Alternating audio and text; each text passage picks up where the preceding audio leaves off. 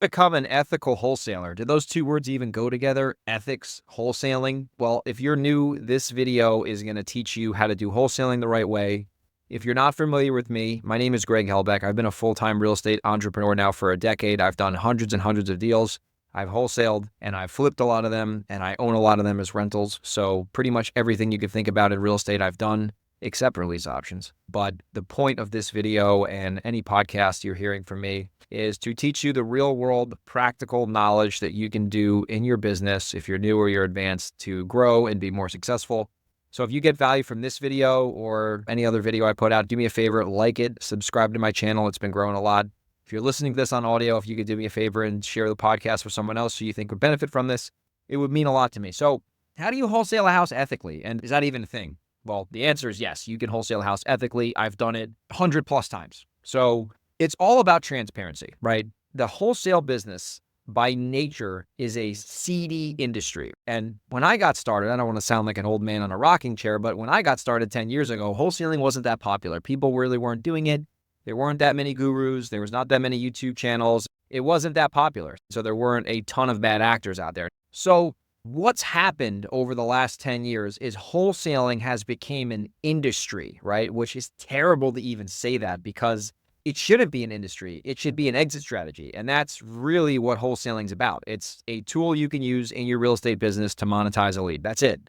And if you do it the right way, there's nothing to feel bad about. So what's happened since wholesaling has become an industry is that there's like literally thousands of wholesalers, tens of thousands of wholesalers. I bet you there's 100,000 wholesalers in the country right now who have at least done a deal, which is insane. So with a lot of bad actors comes bad practices. And with bad practices comes people filing complaints, the industry having a bad reputation, and a bunch of shenanigans to happen. So what normally happens, and this is what you don't want to do, is a wholesaler goes under contract with the seller.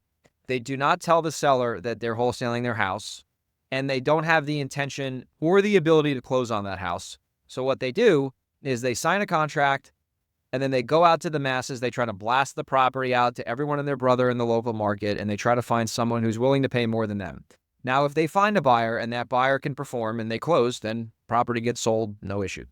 But if they can't find a buyer, what the wholesaler does is goes back to the seller after they gave them this big promise and says, I'm sorry, I can't buy your house anymore. I'm canceling my contract. Go sell to somebody else. Or they're going to say, hey, I told you we were going to be at 200 grand, but I actually can only do 100 now because their end buyer is willing to pay 130. And now the seller's getting fucked over and they thought they were getting 200. Now they're getting 100. They're pissed off. They don't want to sign the addendum and it becomes a nightmare. And now, besides the wholesaler not being transparent, they're most likely not educated, right? The wholesaler doesn't understand what a buyer would pay for a property. The wholesaler does not understand what the property's worth fixed up, doesn't understand what the property's worth as is, doesn't understand what rehab is. They don't know what the budget is. They think a 50K rehab is 10K paint and carpet, which is bullshit. There's just zero education and there's a bunch of amateurs playing around. So wholesaler thinks it's a deal at 200. They try to sell it for 220. Property's worth 200 fixed up. It's a complete disaster. They cancel with the seller. Seller's pissed off. And now all of a sudden, the seller's got a bad taste in their mouth, and then they got to try to sell the house to somebody else now. And all the buyers who are real, like me or my friends, are like offering the seller whatever number makes sense. So now the seller's like thinking they're getting lowballed, but in reality, they're not getting lowballed. They're getting legitimate cash offers based on facts. And they dealt with the shady wholesaler that gave them some pie in the sky number. And it's just a whole clusterfuck. So how do you avoid that? How do you avoid this situation from happening? And how do you wholesale houses the right way? So the first thing you want to do is if you are going into contract with somebody, if you do not have the ability or the intentions on closing on that property, well, by the way, if you don't have the ability to close, you shouldn't be tying up houses because that's basically fraud. You need to tell the seller you're wholesaling their fucking house, right? I don't care what any guru says. If the homeowner does not know that you are not going to buy their house unless someone else buys the house from you, the seller should know about it.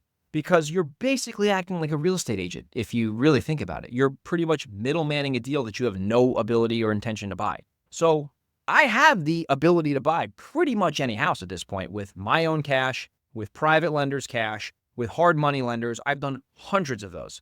So I have the ability to practically buy any house, assuming it's not a $10 million mansion in Bellevue, Washington, which we don't really wholesale. So the ability to close in my situation is there 100% of the time. Now, the intention That's where sometimes I might want to wholesale a house because of whatever reason. I too many projects going on. I don't like the deal, but I think someone else might like it. It's a development deal that I don't want to do, but I know someone else would do it. So I still think there's a way to have a win-win situation where you make some money, the seller gets what they want, and the buyer gets a property that they want to sell or flip or whatever. So in that situation, this is what you do. This is like the blueprint right here. You don't got to pay anything for it. You're getting it for free on this video or this podcast. You tell the seller, hey, at that price you want, I think we can make a deal. However, I got to be transparent with you. For me to buy this property, I am not going to do it. I am going to partner up with somebody else who is going to buy it from me. So you're going to get the number we agreed upon, $300,000. I'm going to find a buyer to buy the property from me, and I'm going to make some money in the middle. You're going to get your 300. And I just want to disclose that to you because that's my intention. Are you okay with that occurring?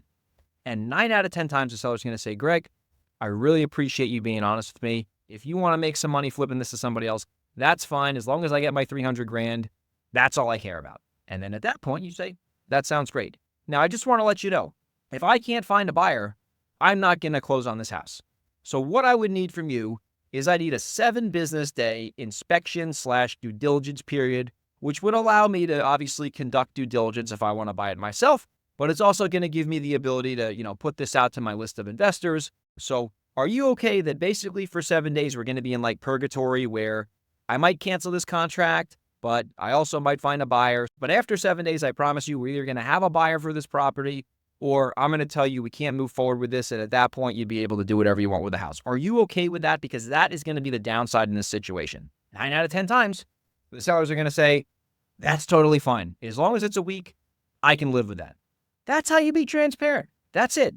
That's all you do. You tell the seller you're doing it. You let them know the downside. And 9 out of 10 times, they are going to be totally okay with that. And now when you go find your buyer, there's going to be no bullshit. The seller's going to be fully aware of what's going on. They're going to understand that you're flipping their property for a profit. They are okay because they know what you're doing and they're going to respect you more. They're going to be easier to work with. The title and escrow process is going to be faster and better. And there's going to be no like sneaking around telling the seller like, oh, I'm buying your house, but by the way, I got to have my property inspector come in here. I got to have my contractor come in. It's fucking bullshit. Like people can see through that. If you're saying, hey, during that 7-day due diligence period, I'm going to bring 3 buyers with me. We're going to walk through this house and they're going to see it and they're going to hopefully buy it from me. And as long as they, getting a price that they think is fair, then there's most likely going to be no issues. So the takeaway from this video, if you're watching this, if you want to wholesale ethically, is to be transparent with the seller and to let them know the downsides. And I'm telling you right now, if you go into wholesale deals like that, you always should be prepared and able to close. So if you're buying a house for $200,000, you should have 200 grand in your bank account. And if you don't have 200 grand in your bank account, you should have a lender who's committed to funding your deal if you want to buy it. That's a hard money lender or a private lender. You can't be going out and like locking up deals when you're never going to buy them, because obviously that's basically fraudulent misrepresentation, which is a different situation. And I'm not an attorney giving you legal advice, but you don't want to do that. So that's how you wholesale ethically. And I hope you got value from this video. If you did, do me a favor, like the video, subscribe to my channel. If you got a wholesale deal, I will buy it. And I am not a shady daisy chaining wholesaler. I actually will close on your property if it makes sense. So if you got a deal, send me an email, greg@velocityhousebuyers.com, or send me an Instagram DM at grego_37. And I'll see you on the next REI weekly lesson. Take care.